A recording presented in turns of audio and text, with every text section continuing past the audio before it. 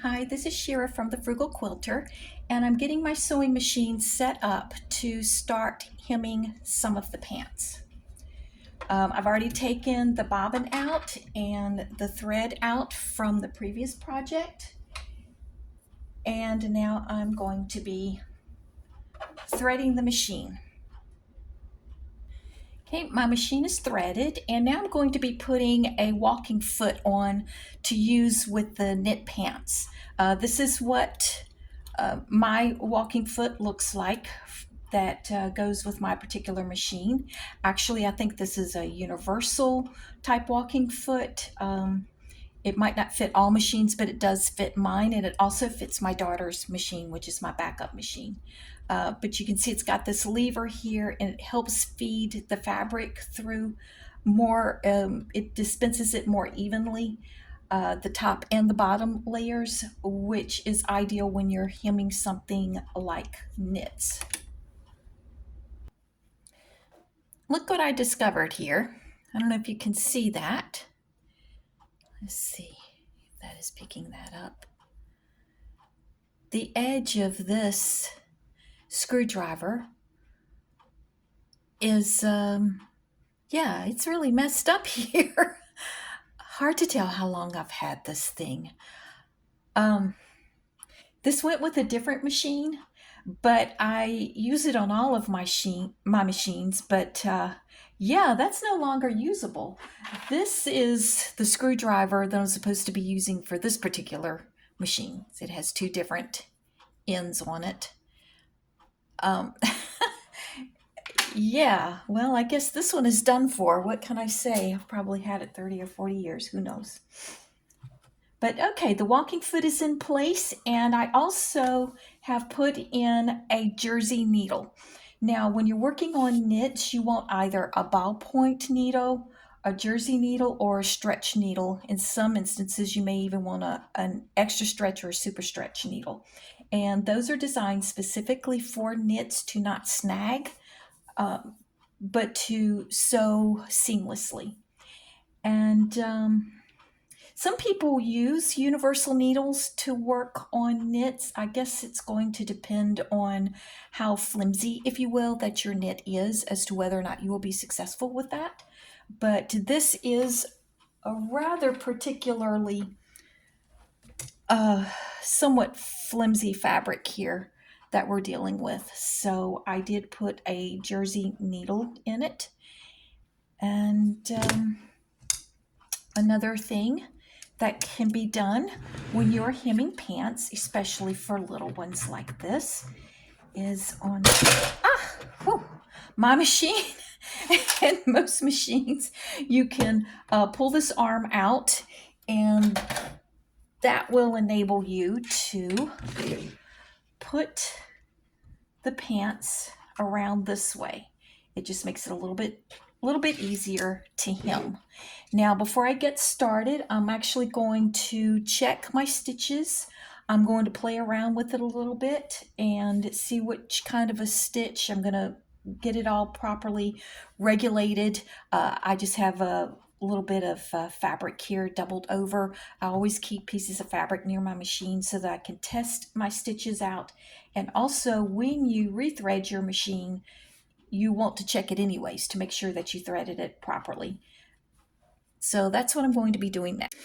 Okay, I've got the machine ready to go. I've got one of the pants legs here ready and already started. I've got the presser foot pressure dial down to 1, which is the lowest setting I can put it on. And I've got the machine set up for a very narrow zigzag stitch, and black thread in the bobbin, black thread on top. This is such a dark gray that I opted for the black because the gray that I have is just a little bit too light. And here we go.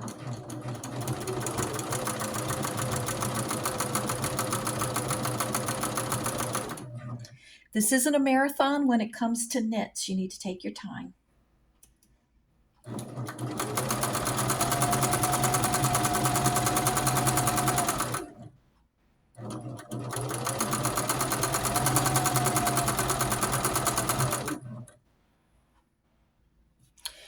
Okay, I've finished the pants.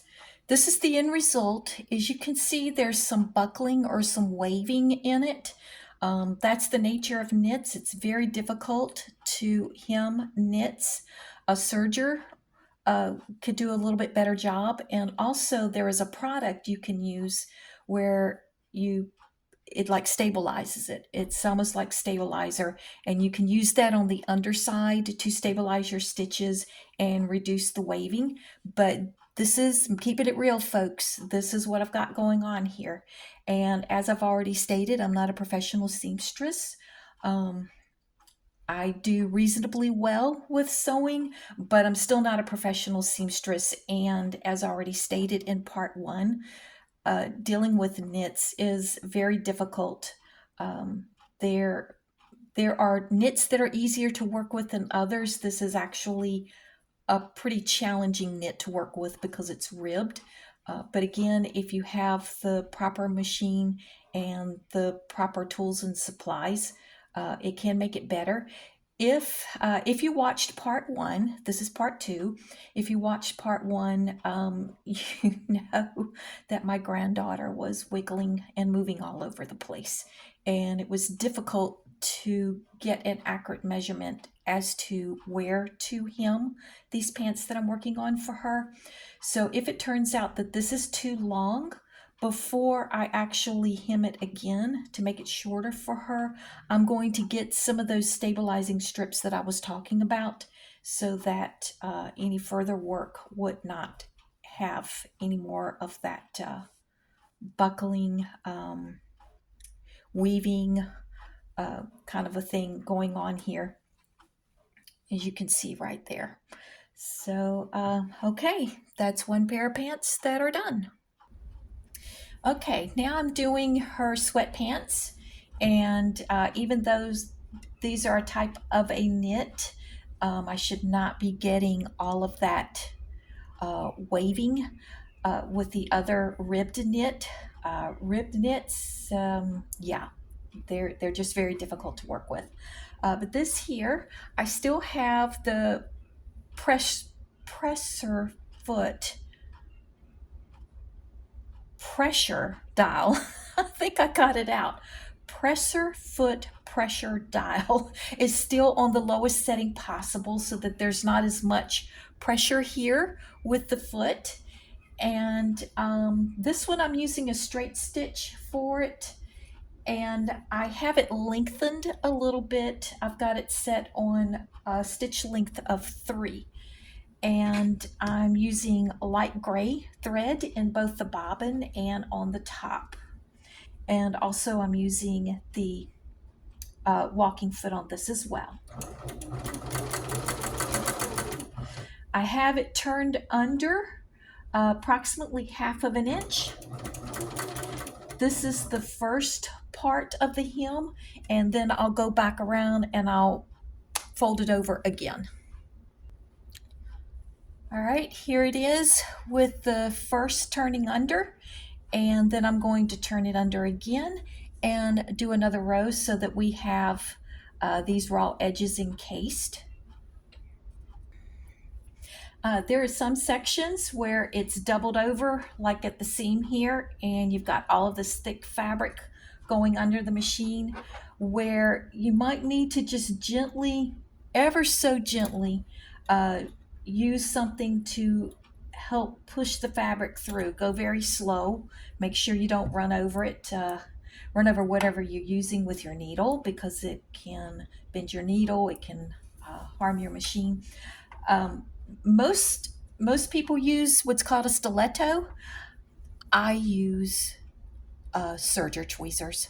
After all, I am the frugal quilter, so I will reuse tools in various ways that they're not meant to be used. All quilters do that, to be perfectly honest, and I'm sure seamstresses do as well.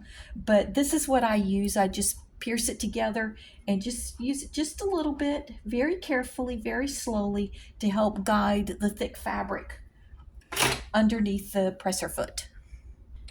Now, another thing you can do also is if you have some clips, these here are called Wonder clips, you can actually go around and use the clips to hold it into place, and you also can use pins. Oh, be careful with the type of pins you use. This right here on fleece, these regular pins are gonna be okay. These glass ball head pins, but just be careful. There are pins that are made especially for these type of fabrics, but I I find I can use regular straight pins, and I don't have a problem with it. For the second seam on these particular fleece sweatpants, I am using the clips to hold them in the right position. With doing the second one around, I want it to be, I want to do that because this is going to be pretty heavy. This is very thick fleece here. And so that's going to be the challenge with this.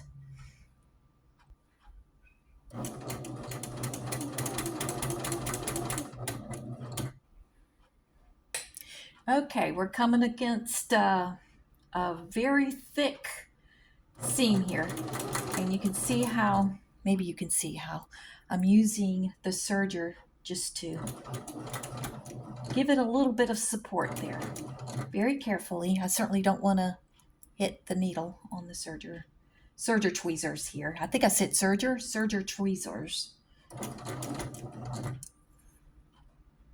Another thing with knits also, you want to be careful to not pull it because that can actually cause waving and cause it to stretch. Okay, I've finished hemming these fleece sweatpants. Hopefully you can see on there, I actually did 3 rows of hems, and the reason being is because I wanted to make sure that I captured the hem very well. It's kind of a bulky fabric, and I didn't want it like flipping down, so that's just what I did to secure it extra good. On the other pair of the ribbed pants, I did just one single hemline, but for these I did 3 right there. Makes it almost look like it's has a ribbed type of look to it, but it's actually just 3 seams to help hold the hem in proper place. I spoke of in the first video that I was going to address how I took both of these pair of pants that were the exact same size, same type, everything, how I was going to take the information from one pair to the next pair. And what I mean by the information as to where to cut off the seam. What I did was I lined them up perfectly, one on top of the other. All of the seams were lined up, and the pants were laying one on top of the other. Now you may also remember that one of the pair of pants was actually 1/2 inch longer than the other, so I had to compensate for that. But I lined it up and lined it up to where it was supposed to be. Just lined it up perfectly. And then I had already cut off the one pair of pants where I had the measurement for it, and I had cut off both of those legs, and then I lined it up with this one, but I had to also adjust the longer pair so that it would line up properly with the bottom of the other pair that had the measurements taken on it. I hope that made sense. So that the end result, I feel like you can understand what I'm saying. So that the end result was, then I just ended up taking the markings, and I marked it on the other pair of pants, adjusting it by 1/2 inch, and that's how I got both of the legs on both of the pair of pants cut off. That probably didn't make a whole lot of sense. Maybe I should have videotaped me actually doing it, but I think you get the gist of it. Most of the time, pants that are the exact same, they will be the proper length, and that is so much easier because you can actually cut off, they will be the proper length for both of them, the exact same length. And that's easier because you can cut off the bottom, the hem, the amount that you need to cut off for the pants. You can cut them off of one of the pair of pants, and then you can use that as a template. I'm going to use this as an example, as a template for the next pair of pants, and you can just lay it right on top of the other pair of pants and then make your marking and then cut it. I hope that made sense. But anyways, now what I'm going to do, now that I've gotten the dark gray and the light gray pants done, I'm now going to work on the dark blue denim. What I'm going to be doing is, I'm not sure what the official name for it is, but I'm going to be making a template, if you will. This is just a piece of card index with no lines on it. And I made a line. I used a ruler. Use this ruler right here to line it up across there. And this is approximately 1/3 of an inch from here to the line. Now what I'm going to be doing is I'm going to be ironing first before I sew.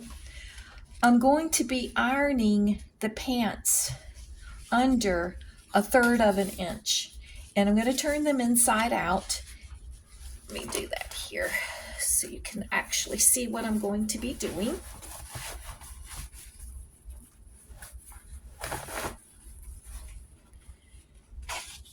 And I'm going to use this to get an accurate seam. I'm going to iron it in place using the card and iron right over it. You can see that, so that I can get an accurate seam all the way around on both of the legs. And then I will sew it on the machine, and then I will, at that point, then it'll be sewn, and then I'll turn it again and then iron it again, and then do the final seam around the cuff of the leg again. Okay, I've got the cuff of the pants ironed over, as you can see right here, both of them. And I'm going to do one stitch, one seam all the way around. I have blue thread in the top and blue thread in the bobbin. And I'm also going to be using the walking foot, as I have been all along, because there's a little bit of a stretch to this. And I'm also going to very gently test out. I still have the jersey needle in here. This really isn't a thick denim, so I believe I can continue to use the jersey needle. If it's going to have a little bit of trouble, I'll just I'll switch it over to a jeans needle. I want to test this out first. I haven't made sure that this is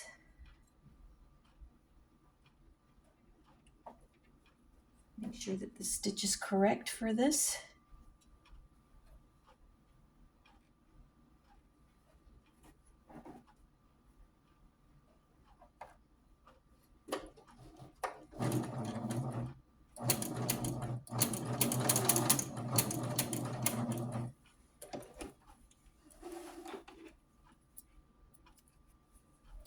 Check the back, make sure everything is looking good.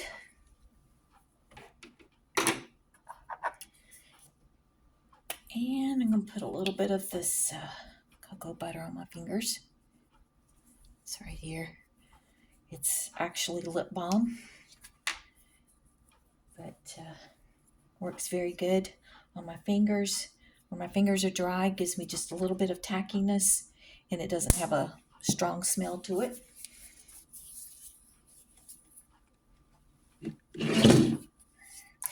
These are stretch denim. They've got some spandex in them. They're a little bit stretchy. That's why I prefer to use the jersey needle or stretch needle or ballpoint needle for this. Now I'm going to be lining up. I'll light over here a little bit closer. I think I'm going to move the needle over to the left. And I'm going to be lining up my pants here with the inside of the walking foot. Put the lever down. And I'm going to be pulling up the bottom thread so that I'll have both threads on top. Then put the needle down, pull the thread to the back. Take a few stitches, go back a few stitches.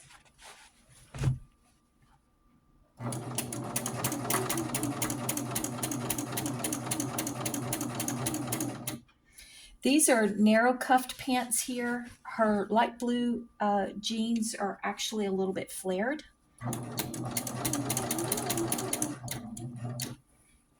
Yeah, this isn't having any trouble at all using the jersey needle.